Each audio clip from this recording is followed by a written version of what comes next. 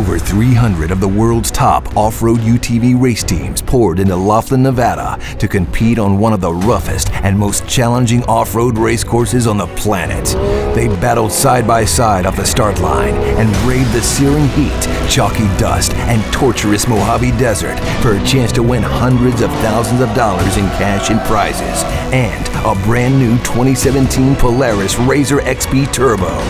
Who took home the gold and who was crowned the world champion? You're about to find out. This is the 2017 Polaris RZR UTV World Championship, powered by Monster Energy, right now on the World of X. That was an amazing run. Nice. Oh my brain! Goodness me! Oh, are you serious?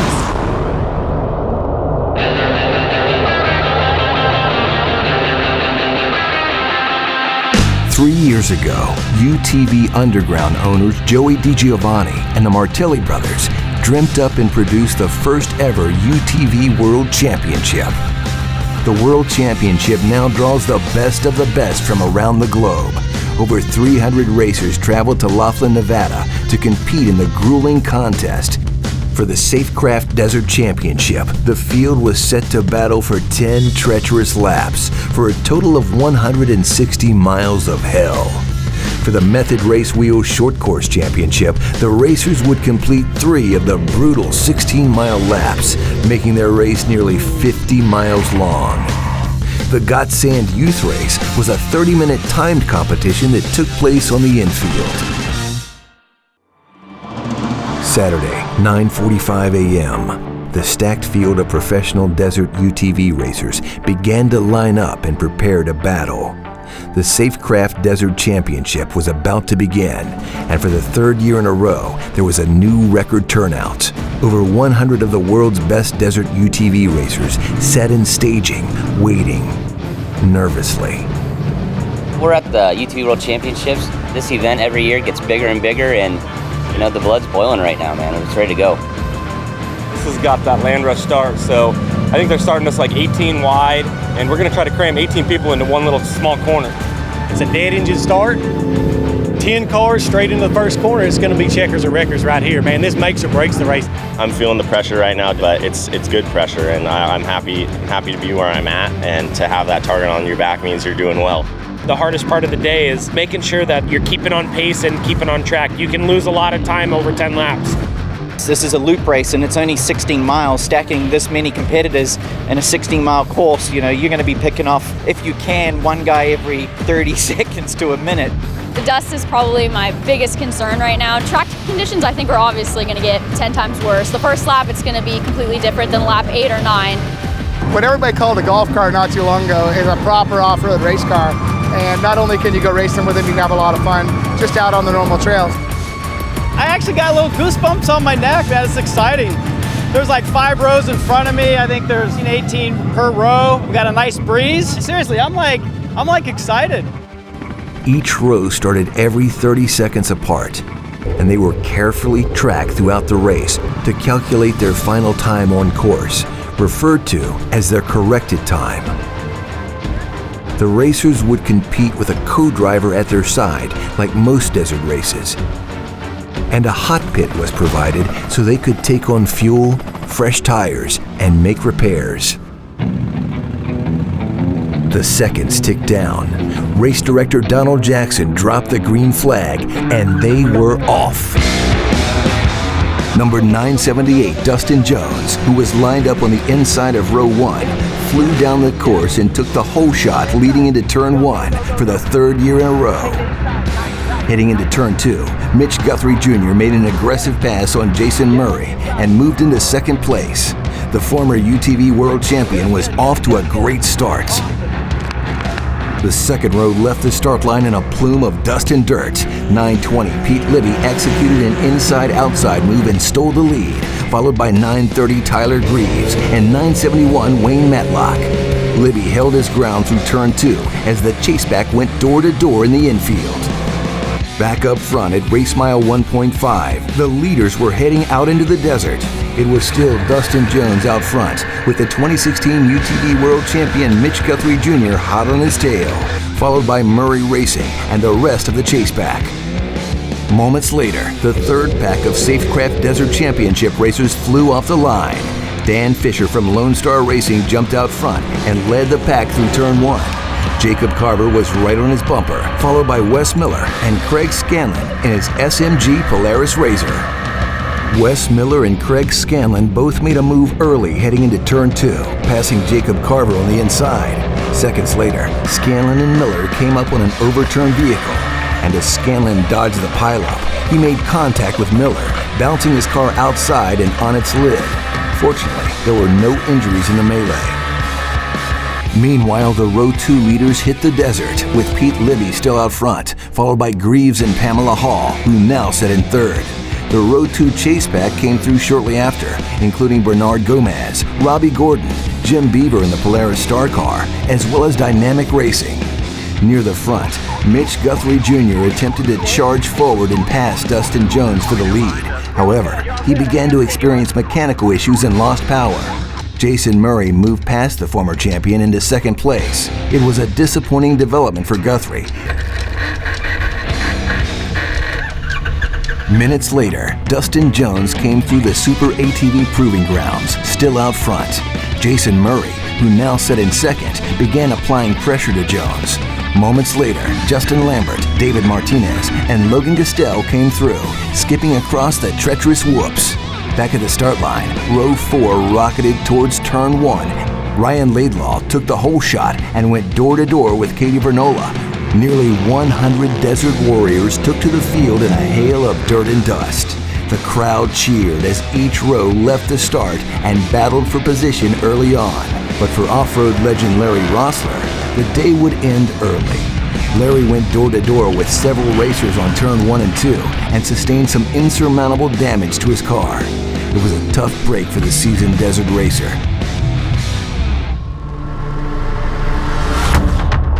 It's lap 2 of 10 at the Safecraft Desert Championship, and the Land Rush Start and brutal Nevada desert have begun to take their toll early on. 12 vehicles are already out of the race, including Hall of Fame off-road champion Larry Rossler. 971 Wayne Matlock of Alpine, California moved into the lead, continued to push hard, and set a blistering pace.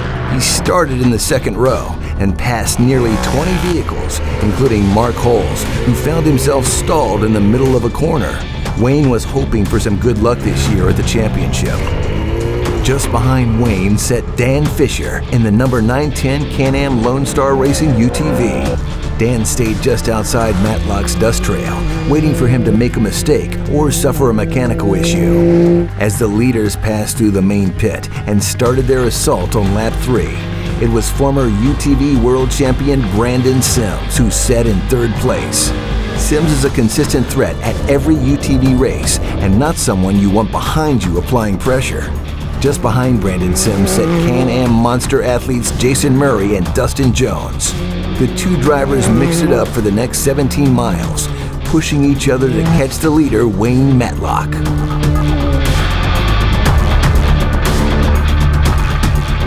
Craig Scanlon, driver of the SMG Motorsports 931 Polaris Turbo RZR, blew a belt suddenly and was forced to pull over. Co-driver Keith Redstrom made the belt change quickly on course, but the team decided to stop at the main pit to grab a splash of fuel and do a once-over on the car.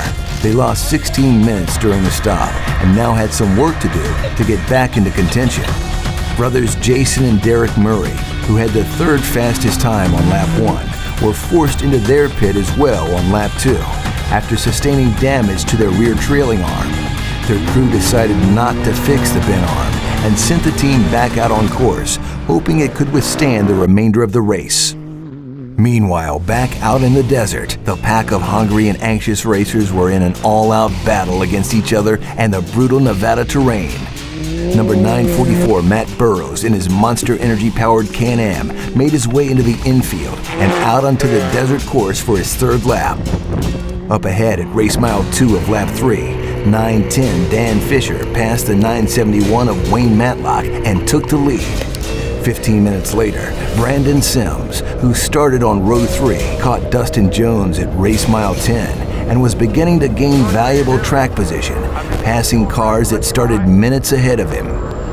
Behind Sims, it was a dogfight between Phil Blurton, Justin Lambert, and Dustin Jones. Rhys Millen, in his 967 Polaris RZR Turbo, had a strong first 2 laps, but he experienced some mechanical issues on lap 3. He suffered a broken axle and lost 12 minutes during the repair. After being down 12 minutes due to mechanical issues on the second lap, Craig Scanlon began to make up time and push back up to the front of the pack on his third lap. At the end of lap 3, Monster Energy athlete Justin Lambert gambled on pitting early and decided to get his fuel stop out of the way. Fellow Polaris RZR factory teammate Brandon Schuler of Jagged X Racing looked smooth as he finished his third lap and started out on lap 4.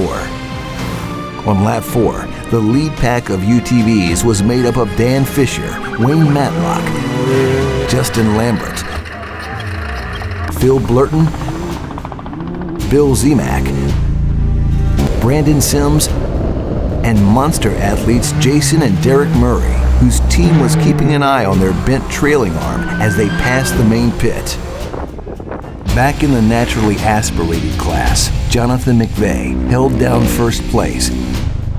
In second place was Kristen Matlock. Kristen is a seasoned desert racer and a come-from-behind threat at any race. In third place was 1920 Andre Isaac in his Yamaha YXZ. He was just ahead of Jeremiah Stagg, who was ready to pounce if Isaac made a mistake. As the race wore on, the athletes battled through lap 4 and into lap 5. 2939 Michael Isom moved out front and began to lead the unlimited class. Isom started on the 8th row in the very back of the field, but had somehow managed to navigate the thick dust and searing heat to jump into the top 5 in his class. The UTV World Championship has grown tremendously in the past 3 years into a full 3 days of can't-miss festivities and events. This year marked the introduction of the first annual UTV Underground Pit Crew Challenge. After some heated battles early on, it was the team of Murray Racing who edged out second place Adrian Oriana and went home with a huge stash of prizes. For the third year in a row, a huge pack of UTV fans lined up to take their turn flying through the championship racecourse during the Family Fun Poker Run.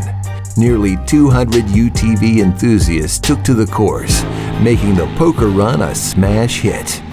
The UTV World Championship also hosted the largest UTV tech and contingency event in the sport's history. The who's who of the UTV industry showed up to support their racers, the event, and showcase their products to a crowd of thousands. This year's host hotel, the beautiful Riverside Resort Hotel and Casino, held the massive gathering, which included hundreds of UTV industry companies and manufacturers right in front of their historic hotel on the Colorado River.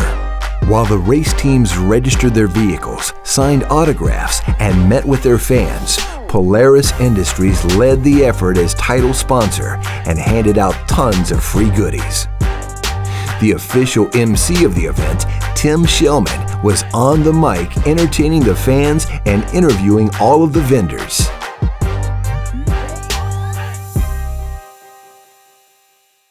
It's the halfway point of the Safecraft Desert Championship at the 3rd annual Polaris RZR UTV World Championship, powered by Monster Energy. And over 25 of the nearly 100 racers that left the start line have been sidelined with mechanical failures. The remaining pack were all duking it out for a shot at winning a brand new 2017 Polaris XP Turbo. The most brutal part of the UTV World Championship desert course is the Super ATV Proving Grounds. This section separates the men from the boys, and valuable time can be made up or lost depending on how dialed your shock setup is and how heavy your right foot is. Former 2016 UTV World Champion Ryan Laidlaw started the day strong, but on lap 5 near race mile 7, out of nowhere, Ryan came across a stuck vehicle on course and veered quickly to avoid the car. It was too little, too late. And just like that, the former champion was sidelined. Up ahead in the lead pack, 2016 UTV World Champion Brandon Sims was still in the mix in third place when suddenly his race car lost power and went into limp mode. Limp mode? Yeah. He was forced to pull over and reset his machine. Meanwhile, the carnage continued to unfold. Jason and Derek Murray of Murray Racing came flying over a blind crest on lap 5 and landed right in the back of a stalled vehicle on course. Luckily, no one was injured, but the damage to their car was extensive. As the field of racers finished their 5th lap and began their 6th, the race course was mangled and full of dislodged rocks and debris. Many of the racers who were out of contention for a win in their class began to focus on just finishing the punishing marathon. Former UTV World Champion Justin Lambert, who set in 3rd place, began to battle with SMG driver Craig Scanlon. Craig was down a lap on time, but that didn't stop him from going door to door with his fellow Polaris RZR teammate. The two diced it up and ran clean as they encountered lap traffic. Dan Fisher, meanwhile, who had maintained the lead for most of lap 5, fell off the mark in 6, losing several minutes to the lead pack. Back in the naturally aspirated class, 1923 Benjamin Bischoff and 1910 Joe Loomis were posting great lap times and held down key positions in the top 5. Meanwhile, 944 Phil Blurton suddenly appeared on the top of the leaderboard on corrected time. Blurton had posted very fast lap times all day. After starting on the 3rd row, he had moved past dozens of cars on course and now had the lead, but by mere seconds. The Safecraft Desert Championship was proving to be one of the most intense battles in the desert this year.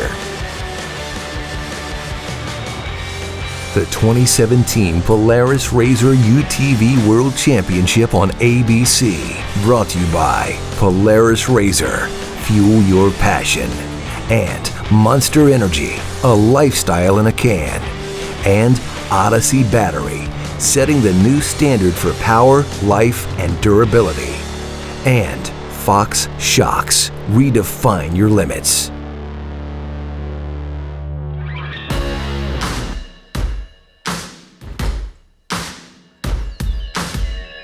Rallying has been my world since day one.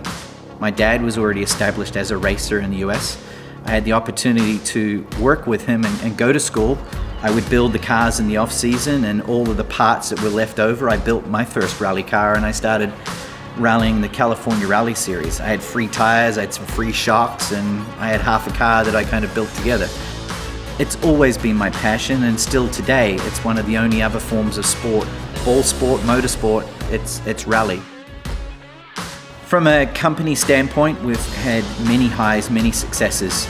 We've won US Rally Championships, we've won US Drift Championships, World Drift titles, Pikes Peak, multiple class winner and overall winner. And then I've always had a passion for Baja. I've raced down there in BC cars, I've raced legs and sections with trophy truck teams and class 1 teams, but the UTV market was something that maybe I'd kind of looked past at first. We were kind of stuck in the world of rallycross based on sponsorship and the space that we were occupying. And we actually started to build a vehicle that we called Formula Cross, which was taking parts off an ATV or a quad, building our own frame, and then putting all of those components on that. One of my employees owned a Polaris 900, and he's like, you really need to look at these things. They just came out with this 1000. I think maybe we should shift gears. And well, I guess you could say he's right. You're driving it in and you're driving it out. This thing's a full-blown rally car. This is kind of the first space that I invested in personally because I believed in the space. I believed in the momentum that it had, and we built this car behind us here. Well, now this one car has kind of blossomed our business into building pre-runners, building components, building cages, building composite parts, and building, cars for other competitors that come race us in the same design as this one here. What the UTV space has allowed is for manufacturers to produce vehicles that are so even, yet so dynamic and so good as a production vehicle, that within the limitations of the rules and the amount of money that you can actually spend, It makes it really even from the driver perspective and the driver input. Okay, I might have a higher skill set than some people, and some people may have more experience and a higher skill set than me, but the vehicles kind of even that out. And that's part of the excitement of the competition. You can't come in with a trophy truck with 900 horsepower and 80 guys and 40 chase trucks and helicopters and all of that. It won't really buy you anything in these vehicles. It's how you drive the vehicle, how you complement that belt. It's another opportunity to showcase what these vehicles can be utilized for. Short course, King of the Hammers, desert racing. Now you can go rally them, and I think that's really encouraging. It shows sustainability within a market and allows people like myself to invest into it, and it only produces a better product for the general public. It's the final push of the Safecraft Desert Championship, and nearly half of the racers that tore off the start line had fallen victim to the unforgiving Nevada racecourse, which was now a graveyard of broken machines. And many of those left on the course were still struggling with mechanical gremlins. Among them was Wayne Matlock, who fell off the mark on his 7th lap. Wayne spent nearly 20 minutes trying to repair his UTV and was able to get back in the race. But a delay of such magnitude put him out of contention for the win. Number 964, Mark Holes, had a rough start to his race day, but thanks to some consistent fast lap times, he had positioned himself to make a strike into the top 10 as he battled his way through the desert course on lap 7. Justin Lambert of Cognito Motorsports remained the physical leader on lap 7. He drove smooth and fast, and he posted the fastest lap time of the pack by 30 seconds. However, lurking dangerously close to the former champion on corrected time was the newcomer Phil Blurton from Loomis, California. Because Blurton started on row 3, he had a 1-minute safety net. If Lambert wasn't careful, Phil could catch him on corrected time and steal the win from behind. The UTV World Championship is part of the Best in the Desert Championship Series, and many of the competitors were vying for both a win and points towards their championship season. After experiencing some overheating issues earlier in the race, Brandon Sims was back in action and began to climb his way back towards the top 10. Sims is an experienced racer and kept his focus on finishing and earning important points towards his season. Lone Star Racing's Dan Fisher, who gave up the lead on lap 6, was nowhere close to calling it quits. He continued to push hard on lap 8 and was determined to earn a top 5 finish. Formula Drift and Rally Racing champion Rhys Millen lost valuable time earlier in the race due to some mechanical issues. However, he continued to push hard during the final stretch of the marathon contests. Back in the naturally aspirated class, 1920 Andre Isaac had moved into the lead. He was driving fast and aggressive, just ahead of 1923 Benjamin Bischoff, who was determined to press the leader and force him to make a mistake. Joe Loomis set in 3rd, ahead of 1932 Matt Kraft, who was holding down 4th. The brutal UTV World Championship racecourse continued to take its toll on the field during lap 9. 935 Bill Zemak, who had moved into 3rd place on corrected time at the end of lap 7, was taken out, as was the former Mint 400 champion Dustin Jones of S3 Power Sports. As race leader Justin Lambert approached the hot pit at the end of lap 9, his belt began slipping and he was losing power. He was forced to stop at the pit and have his team swap the belt before heading out for his final lap. The team had no idea that 944 Phil Blurton had continued to press his pace and was within striking distance on corrected time. Meanwhile, Jagged X Racing's Brandon Schuler was still in the hunt. As he came through the checkpoint and left for his final lap, he set in 5th place. With 6 desert championships under his belt, Brandon is always a threat in the home stretch. Holes Racing Products owner and UTV builder Mark Holes continued to stay in the mix on his final lap. Mark had posted top 5 lap times all day and had worked himself into third place overall. As the clock began to wind down on the final lap, all of the racers who remained in the hunt for a podium began to dig deep. 1920 Andre Isaac out of Las Vegas, Nevada was still charging out front in his Yamaha YXZ, leading the naturally aspirated class. 1923 Benjamin Bischoff, meanwhile, held down second as they hit the halfway point of the final lap. 1910 Joe Loomis was still pressing hard in third place, ready to pounce if the leaders faltered. Heading into the final stretch in the overall lead, it was Cognito Motorsports' Justin Lambert out front, followed by Phil Blurton. Then Mark Hulse, Dan Fisher, and Brandon Schuler. The pack rounded the final turns of the course, and Lambert came flying across the finish line. However, seconds later, Phil Blurton came screaming down the final stretch. After a few tense moments, the best in the desert timing booth made the announcement. Phil Blurton from No Limit Side by Side out of Loomis, California took the win. Number one winner right there. And was crowned the 2017 UTV World Champion. Car wouldn't start on the starting line, so we started literally like dead last in third row. Just pushed super hard the first 3 laps, and then he kind of calmed me down and paced me the last 7 so we could finish.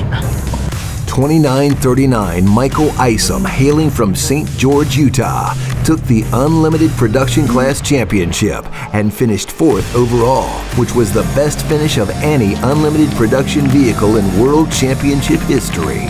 We started on the very last row. He was navigating for me, telling me straight, turn right, following flasher lights. It was awesome. We had an amazing time.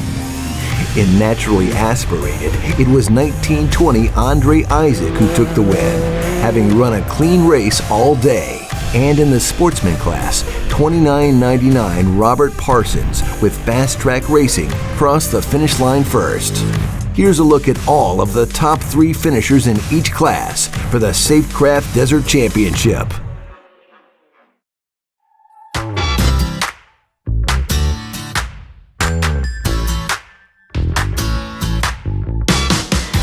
My name is Dallas Gonzalez, and I'm from Fort Mojave, Arizona. I heard about the UTV World Championships from our friend Eric, and my parents told me about it, and I'm like, oh yeah, I want to go race. I like the UTV World Championships because it is like, it's real flat. There's not that many jumps. If there's a jump, you can just hold it wide open through it. And the corners, you can just hold it wide. You don't have to let off at all. My favorite thing to do during the races is get the whole shot and pass people. When I'm going to hunt somebody down and going to pass them, it gets me really excited and oh, come on, you can do it. And then I'll like ram them a couple times, and then they'll move, and then I'll go past them. I think a lot of kids are getting into UTVs because they're more fun, because it's like driving a real car. I raced last year and I had a big DNF. My car, it started shooting flames out through the seat, and then I knew I was done.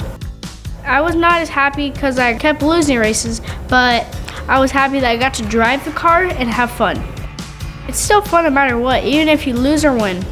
Some of my favorite racers are like Mitch Guthrie, Bryce Minzy, RJ Anderson. If I had any keys to anybody's car, it would be RJ's XP1K4 car. I like how it's fast and it looks light. It is really cool how Polaris is giving away a free Razor 170 to both winners of the stock and the production. I'm planning on winning that car.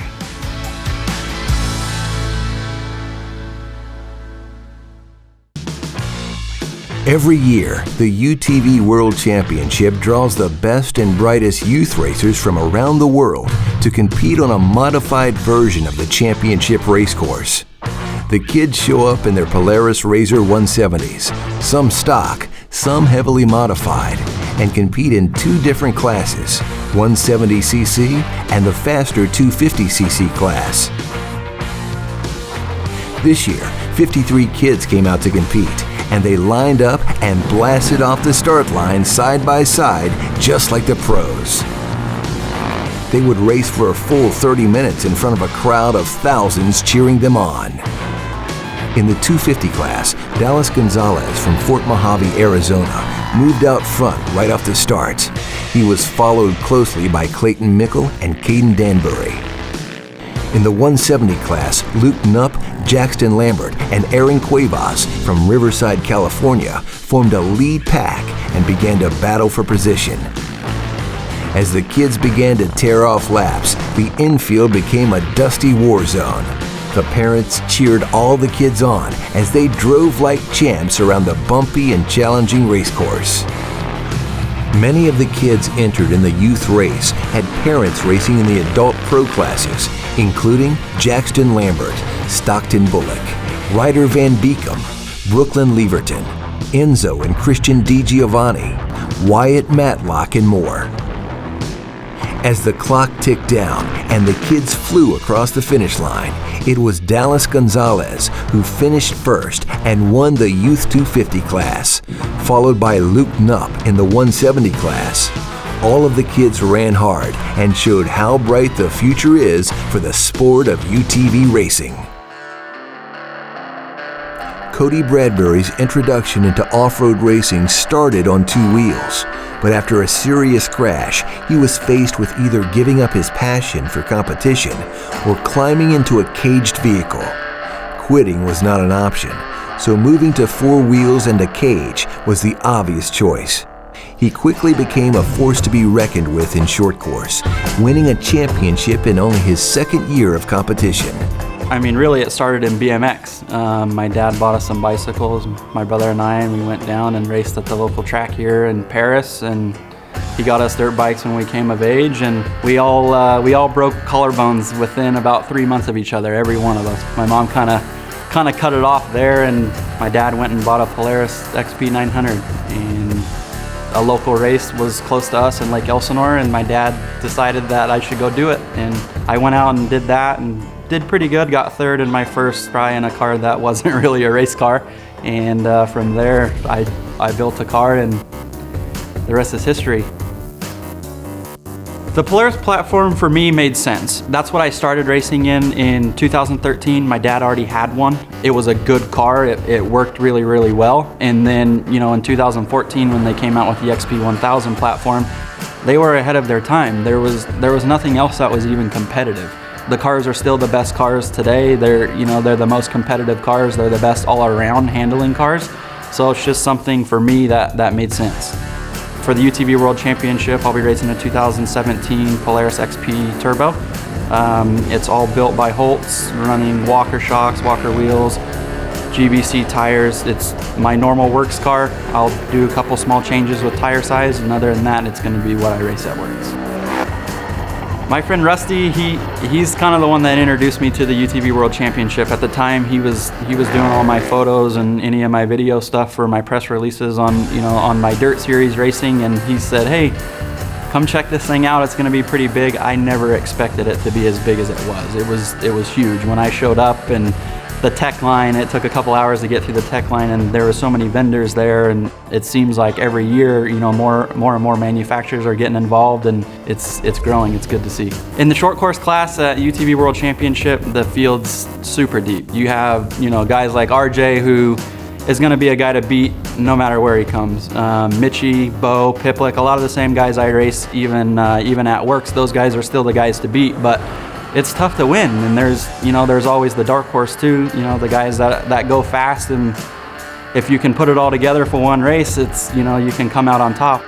Anyone can really win. You just got to have a little bit of luck and be able to go fast. Polaris giving the cars away to the winners of each race, that's huge. I think that's what gets a lot of the draw.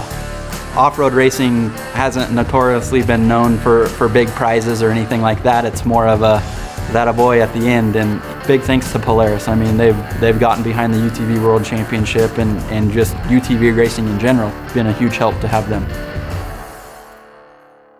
The 2017 Polaris RZR UTV World Championship on ABC, brought to you by UTV Underground Garage, the #1 UTV parts and accessories superstore, and Safecraft, the choice for motorsports safety equipment, and Method Race Wheels, lighter, stronger, faster, and Got Sand, apparel and more at gotsand.com.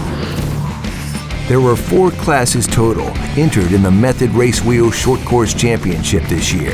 The fastest class was Pro Turbo, followed by naturally aspirated 900 and 700 800.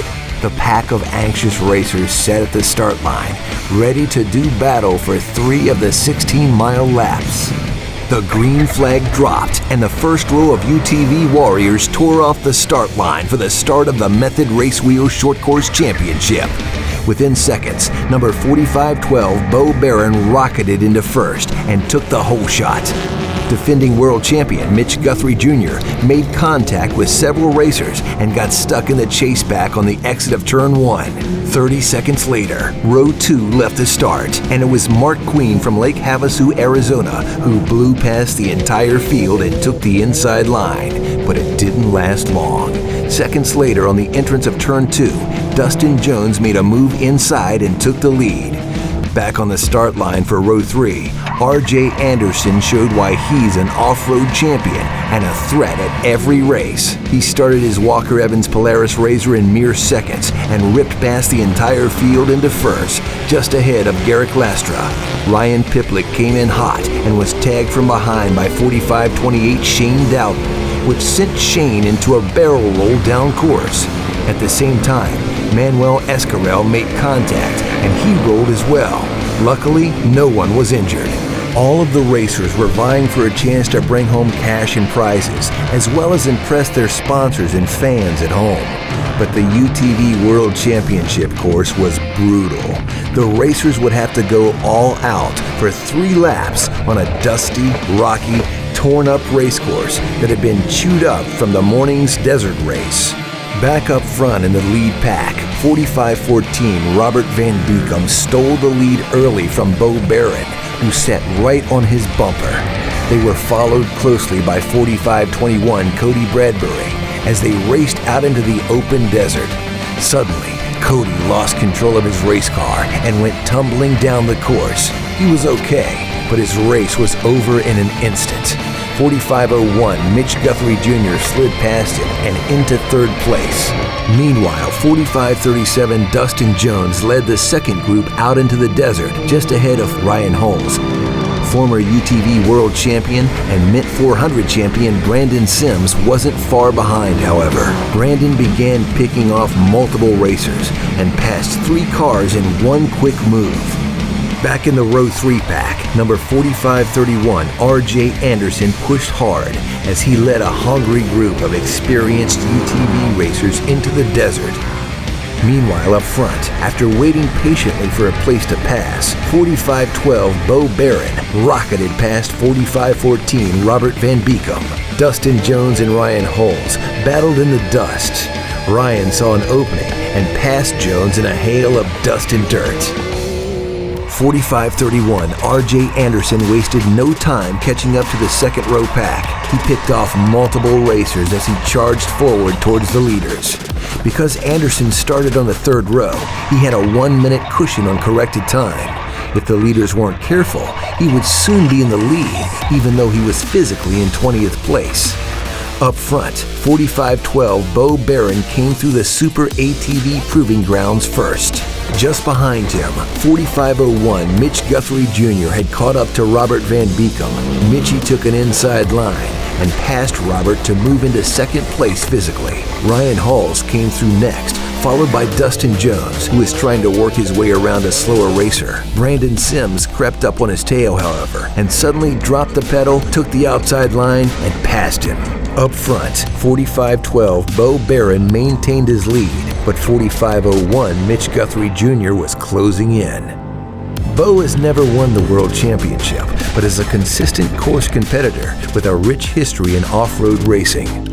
Guthrie, on the other hand, won the World Championship in 2016 and the Mint 400 in 2017. Not the person you want to see in your rearview mirror. 45-14 Robert Van Beekom held on to 3rd place for the time being. He was just ahead of 45-38 Ryan Holmes and 45-13 Brandon Sims. Dustin Jones remained in the hunt as well. Meanwhile, number 136 Ray Bullock had established a good lead in the naturally aspirated class. Number 125 Chris Johnson and 117 Will Rogers were also in the mix with Bullock. Behind them, 129 Sierra Romo was having a great day. Randy Romo's introduction to off-roading began with riding bikes and quads in the Dumont Dunes with his family and friends just outside of his hometown of Henderson, Nevada. We started going to the sand dunes in 1992. Some friends took us out there to Dumont sand dunes and we were immediately hooked. Of course, every year, we had to have the latest and greatest quad and dirt bike or whatever was available, and it's all kind of led up to racing. For 17, I'm running a 2017 non-turbo 1000 and a 17 turbo for Works. Both of them are done by Holes Racing. We bought the 900 from Cody Bradbury. Sierra ended up racing it, her first race at Prim in the women's class. Very first race out, she took third place. She decided to make it a full-time thing, so we ended up contacting GSP Performance and had them build her a brand new center seat. Watching her race out there, I was a little jealous, so I said, let's go ahead and build another car for me. And then the wife got into it, and she's like, well, if you guys are out there racing, I want to have some of the fun too. So we ended up having Pete build us another car. I had been wanting to race with them the whole time, and it was kind of fun. I kind of felt left out when they'd come off the track and they're like, oh, we hit this jump and then this turn in the back, and you weren't in the conversation, and I knew I could do it, but they both did not want me to race because they're like, you're the mom, like we need to know where you are all the time. And so finally I was like, okay, well, if I get a car and I promise not to jump and I won't go fast, can I do it? And they're like, yeah, that's fine. So then my first race, I get out there and they have pictures of me jumping and going fast. The funnest part is just all of us being together. I mean, our daughter, our friends, everything just as one unit. So everything we do is as a family. My first race, it was very nerve-wracking because I have had zero race, background at all. I've only had the dunes and that was it. So I was very nervous going into it. And I started out in a women's class and I was dominating the girls, and it was a little too easy, so I decided to give myself a big challenge and go up with the big dogs. I first heard about the UTV World Championship when my dad raced it last year. I think the race course is going to be really rough and brutal, and it's going to be a matter of keeping your car together. This year is going to be my first year, so I don't have any high expectations of coming out on top. I mean, that'd be amazing, but you have the best of the best. So I just want to finish because UTV World Championships is one race that is very hard to finish.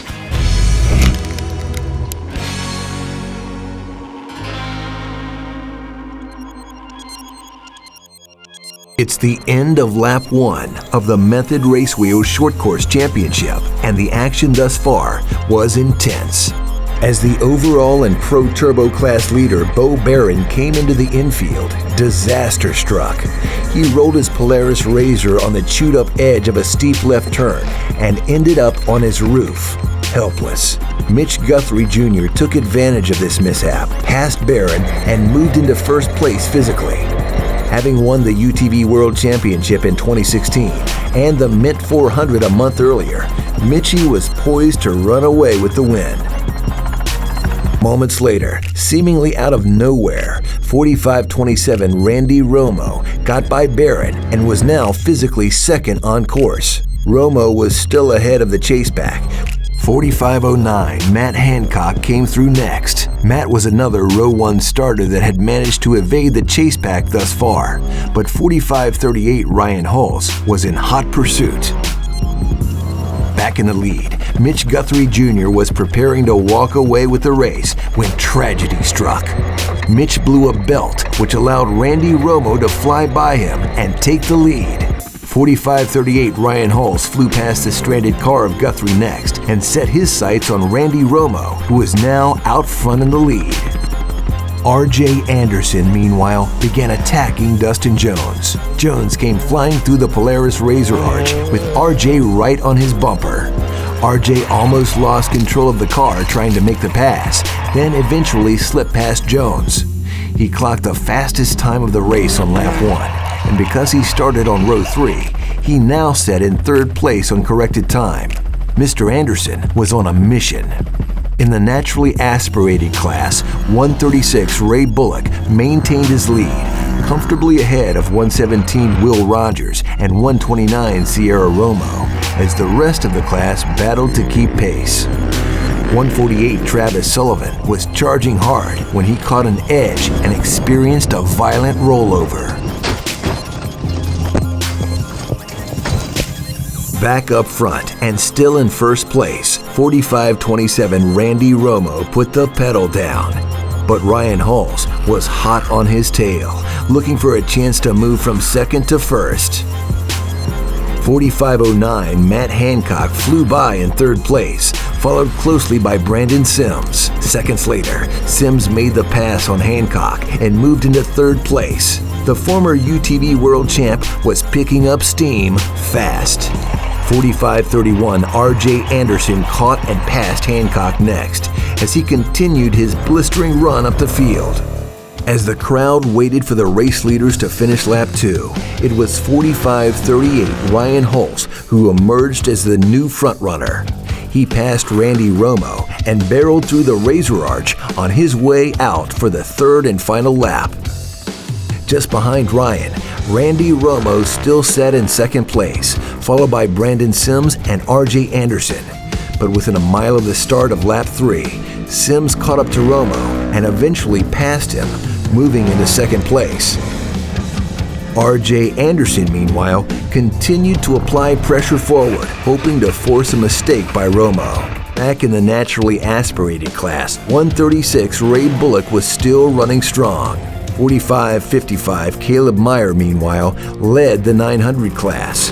Skylar Bullock was out front leading the 700-800 class. 129 Sierra Romo set in fourth place in naturally aspirated and looked strong at the end of lap 2.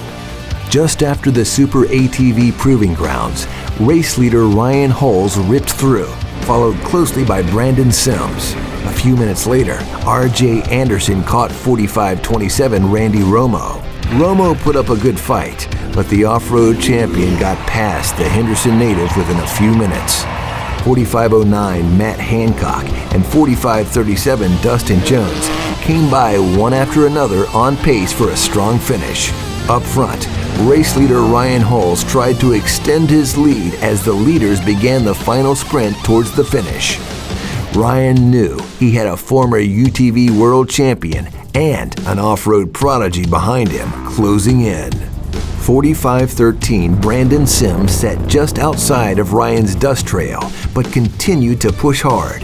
He was told over the radio that RJ Anderson was gaining ground because RJ started on the third row. 30 seconds after both Ryan and Brandon, they would both need to finish 30 seconds ahead of RJ in order to maintain their position at the finish line. In other words, go fast now.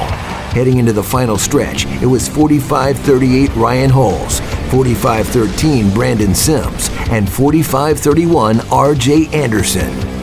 Ryan Holz rocketed across the finish line first and was followed very closely by Sims.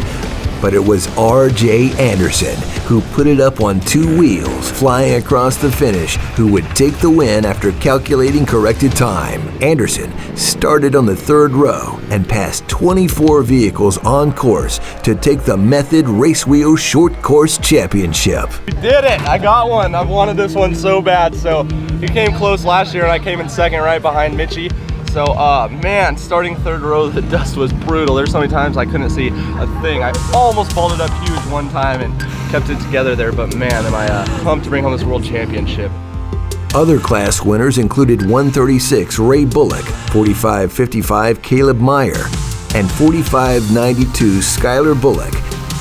Here's a look at all of the top 3 finishers in each class for the Method Race Wheel Short Course Championship. The Polaris UTV World Championship will return to Laughlin, Nevada, Thursday, April 5th through Sunday the 8th in 2018.